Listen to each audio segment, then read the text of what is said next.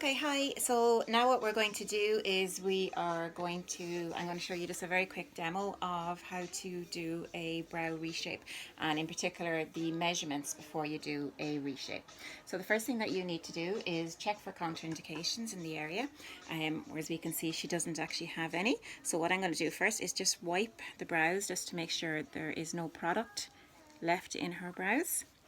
And then what you do is you discuss with your client what shape or trim, where would you like the brow hairs removed from. But the very first thing you need to do is just brush the brows, and then we will do some simple measurements. So all you need to do, the measurements, is an orange wood stick or just a wooden spatula, and then a eye pencil. I'm just going to use black today just to show you.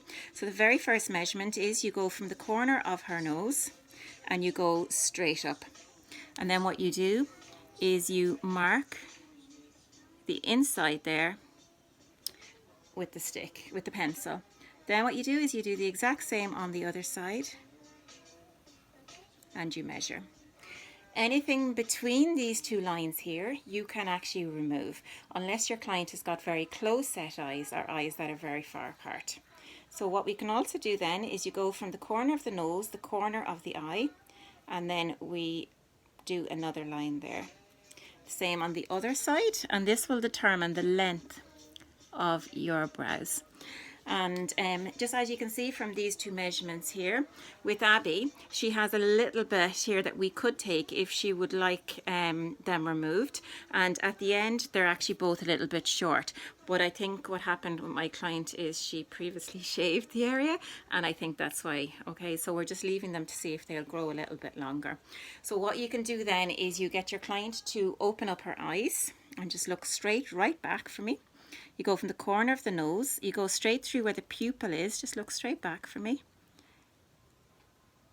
And you just do a mark there. Same on this side. Now if you had henna tape used for the brow measuring, that is actually excellent as well for leaving the marks. So if you want to do a complete reshape, these two lines here would tell you where you're going to start the arch. But today I'm just going to show you very simply how to just do a quick trim. Now what you would need to do is be wearing gloves, okay, and that's just in case you get some blood spots to the area. So we usually always start, okay, by pre-warming the area, which I have done already. But again, what you can use is just a face cloth, or else you can use these little cloths, cleansing cloths from Penneys. So what we do is we start in the center of the brow. And what we're going to do is put a little bit of cotton on your ring finger, and then with your first and second finger you are going to stretch the skin. Now only stretch the skin enough to allow the tweezers to fit in. And what you do is you remove the hair in the direction of which the hairs grow.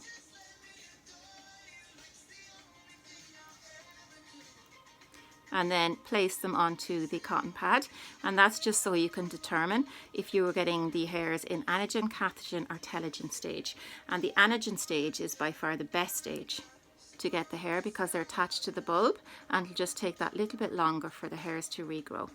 Now you need to discuss with your client whether you want to remove these hairs that are inside of the line.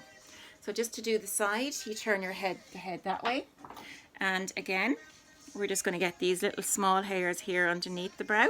So what you do is you stretch again with your first and second finger, and enough room just for that tweezers to fit into the space. And again you remove the hair in the direction of which the hair grows. And I don't know if you can see there, but we have a hair which has a bulb, which is an anagen hair, which is perfect, okay, because it means it's going to take that little bit longer for the hairs to regrow.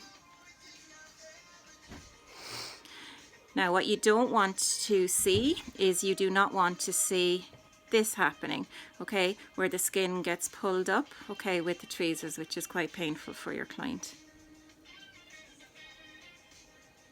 So as long as you maintain a really good stretch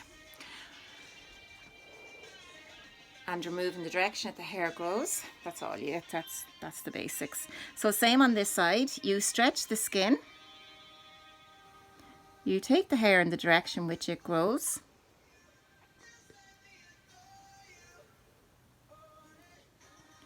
Okay, so we'll just take one more here for you. You will see a little bit of erythema on the skin, which is completely normal. So what you need to do then in between to cool the area is just some damp cotton wool, and you can just wipe over the area of redness. And at the end, what you can do is apply some aloe vera and then show your client the result in the mirror to see if she's happy.